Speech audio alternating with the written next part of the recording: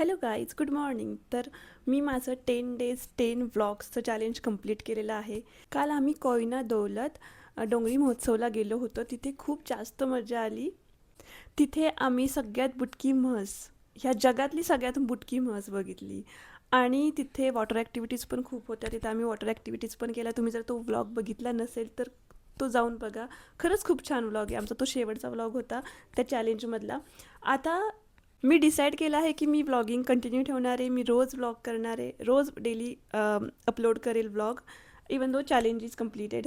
Hello, आज आपण करणार आहे लस्सी. त्यासाठी आपण घेतलेलं आहे दही, ते पण देशी घरचं दही, आणि त्याची करणार आहे आपण लस्सी.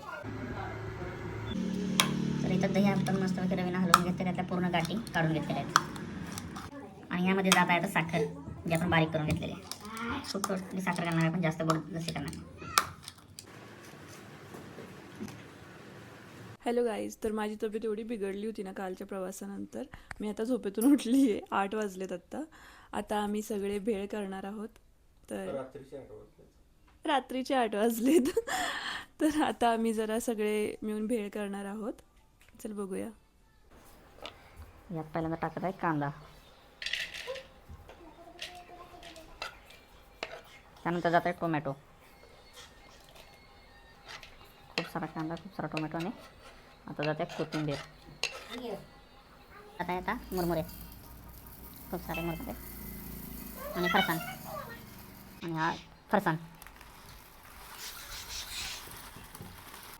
चिंचेचं पाणी.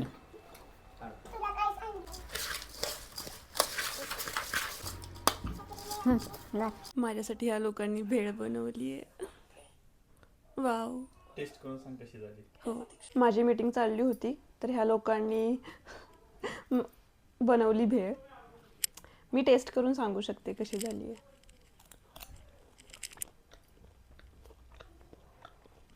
हे बोलले आंब्यासोबत खा, छान लागते.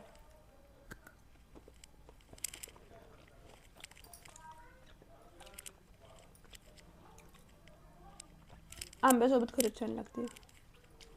अशी पण भेळ खूप छान लागते, पण आंब्यासोबत जरा ना तो आंबटपणा येतोय ना, त्याच्यामुळे अजून छान वाटते.